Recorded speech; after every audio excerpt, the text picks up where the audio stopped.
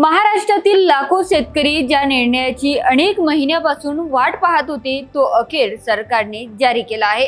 राज्य मंत्रिमंडळाने नुसतेच पुण्यश्लोक अहिल्यादेवी होळकर शेतकरी कर्जमुक्ती योजना 2026 मंजूर केली आहे। या योजनेमुळे लाखो शेतकऱ्यांना मोठा दिलासा मिळणार असल्याचा दावा सरकारकडून करण्यात येत आहे। पण ही कर्जमाफी नेमकी कोणाला मिळणार, किती कर्जमाफ होणार, कोणत्या अटी लागू असणार आणि सर्वात महत्त्वाचं म्हणजे शेतकऱ्यांच्या खात्यात किंवा कर्ज खात्यात प्रत्यक्ष लाभ कधी दिसणार, या सर्व प्रश्नाची उत्तरं सविस्तर माहिती आपण आजच्या व्हिडिओमध्ये जाणून घेणार आहोत। त्यामुळे हा व्हिडिओ शेवटपर्यंत नक्कीच पहा। नमस्कार, मी ऐश्वर्या कावरे आणि तुम्ही पाहतात ॲग्रोटेक मराठी।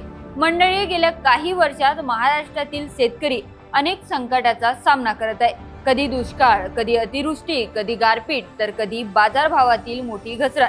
या सगळ्या संकटामुळे अनेक शेतकरी कर्जाच्या ओझ्याखाली दबले गेले। अशा शेतकऱ्याचा सातबारा कोरा होण्याचा मार्ग मोकळा होणार आहे। सरकारच्या अंदाजानुसार राज्यातील तब्बल 56 लाख शेतकऱ्यांना या योजनेचा फायदा होऊ शकतो।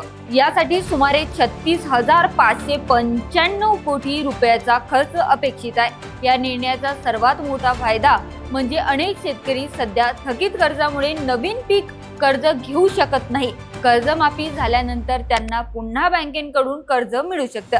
त्यामुळे बियाणे, खते, औषधी आणि शेतीसाठी लागणारी इतर खर्चासाठी आर्थिक मदत उपलब्ध होईल।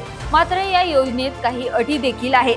जर एखाद्या शेतकऱ्यांचे कर्ज 2 लाख रुपयापेक्षा जास्त असेल तर 2 लाखावरील अतिरिक्त रक्कम त्याला स्वतः भरावी लागू शकते। त्यानंतर तो कर्जमाफीसाठी पात्र ठरू शकतो। याशिवाय नियमितपणे कर्जाची परतफेड करणाऱ्या शेतकऱ्यांसाठी ही सवलत सरकारने दिली आहे। प्रोत्साहनपर लाभाची तरतूद देखील यात केलेली आहे। म्हणजे जे शेतकरी वेळेवर कर्ज भरतात त्यांनाही काही प्रमाणात आर्थिक प्रोत्साहन मिळू शकतं। परंतु या प्रोत्साहनासह लाभार्थ्यासाठी काही व्यक्तींना अपात्र ठरवण्यात आलं आहे।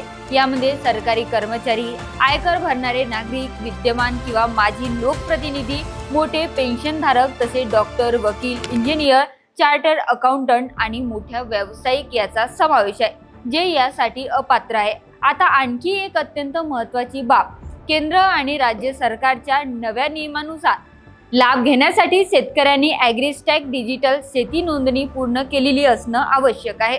तसेच आधार कार्ड, बँक खात्याची लिंक असणं ही अनिवार्य आहे। जर ही प्रक्रिया पूर्ण नसेल तर लाभार्थी यादीत नाव येण्यास अडचणी निर्माण होऊ शकतात।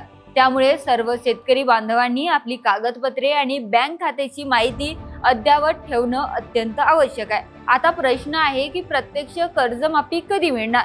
मंत्रिमंडळाने मंजुरी दिली असली तरीही प्रत्यक्ष अंमलबजावणी होण्यासाठी अजून काही प्रशासकीय प्रक्रिया पूर्ण कराव्या लागणार आहे। अधिकृत माहिती समोर येण्याची शक्यता आहे। या दरम्यान अनेक शेतकरी संघटनांनी 2 लाख रुपयांची मर्यादा वाढवण्यासाठी मागणी देखील केलेली आहे। कारण आजच्या घडीला शेतीचा खर्च मोठ्या प्रमाणात वाढला असून अनेक शेतकऱ्यांचे कर्ज 2 लाख रुपयापेक्षा अधिक जास्त आहे। आता सरकार या मागणीवर भविष्यात काय निर्णय घेते हे पाहणं महत्त्वाचं ठरणार आहे। तर शेतकरी मंडळी, ही होती पुण्यश्लोक अहिल्यादेवी होळकर शेतकरी कर्जमुक्ती योजना 2026 संदर्भातील संपूर्ण माहिती।